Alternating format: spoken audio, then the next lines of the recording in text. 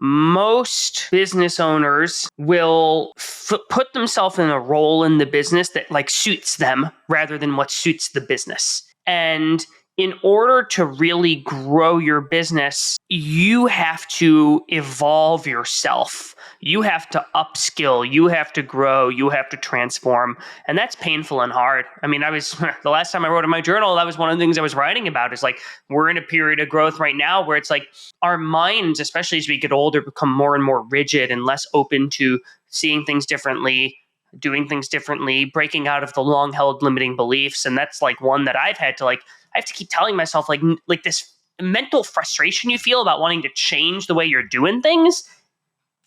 That's because you're being forced to upskill. It's you didn't just start a podcast. Like you've had to think about it a lot. You've had to change your whole identity to be able to do this.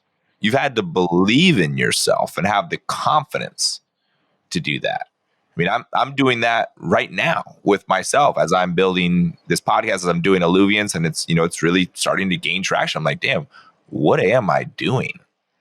Oh man, there's a possibility of this really becoming like a big thing.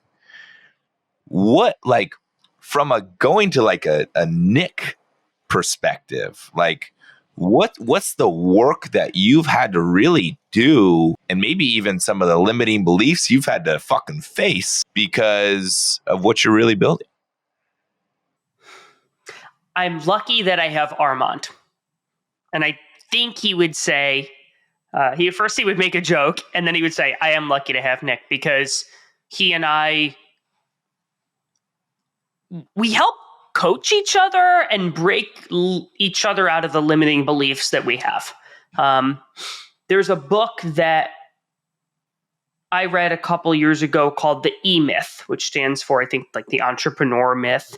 And one of the philosophies in that book, it says, most business owners will put themselves in a role in the business that like suits them rather than what suits the business. And in order to really grow your business, you have to evolve yourself. You have to upskill, you have to grow, you have to transform. And that's painful and hard. I mean, the last time I wrote in my journal, that was one of the things I was writing about is like, we're in a period of growth right now where it's like our minds, especially as we get older, become more and more rigid and less open to seeing things differently, doing things differently, breaking out of the long held limiting beliefs. And that's like one that I have to keep telling myself like this mental frustration you feel about wanting to change the way you're doing things.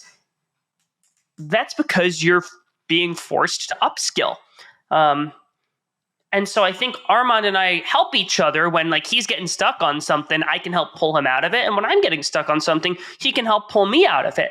There was a period where like I run our entire sales organization at 30 Minutes to President's Club. So I'm the one responsible for closing all of our sponsor deals, our advertiser deals. And there was a while where I was just like, this was really before I felt like we had true like product market fit in terms of like how we go to market and work with our advertisers. But I was selling a $5,000 deal here and a $7,000 deal here. And we had some people who were paying like pretty big dollars, but like I was selling a lot of like, I was chasing smaller deals and spending a lot of time on that. And Armand finally just had like a really frank conversation. He's like, dude, we can't actually grow the business if you're spending all your time on that. Like, let's play it out. You just sold a guest on our show for, $5,000, right?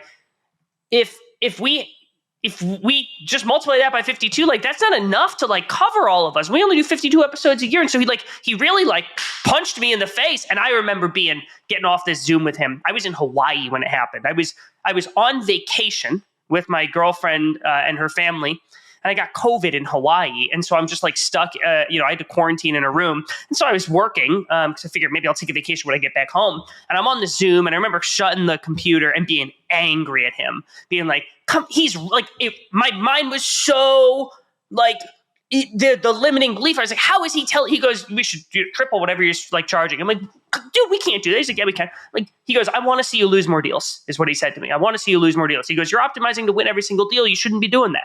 And it was a punch in the face. It was a punch in the gut. I'll tell you what it was. It required, and so we did this. I took his advice.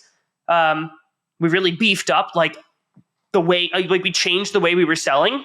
And I just told you, I run our sales organization. And so that was a blow to my ego to be told, hey, dude, you're kind of doing this all wrong. And I frequently look back on that conversation where I shut my computer and I was angry, and I definitely wrote in my journal after that. But I took his advice and I trusted my business partner. And because of the advice that he gave me, we were able to bring him on full time, and we were able to bring we have another partner who founded the business who heads up all of our operations. We were able to bring him on full time. And I frequently look back on that conversation because had Armand not, there's a great quote. It's it takes courage to stand up to your enemies, but it takes even more to stand up to your friends.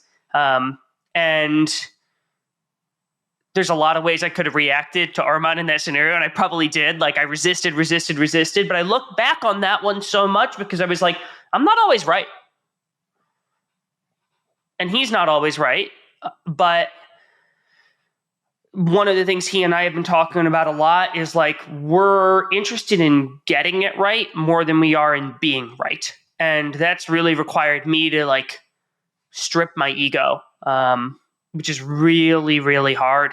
Really, really hard. But it's critical. That to me, and I'll finish, I'll let you ask your question. That's part of that upskilling. That's part of that leveling up. It's not a hard skill. By hard skill, I mean, it's not like knowing how to code, right?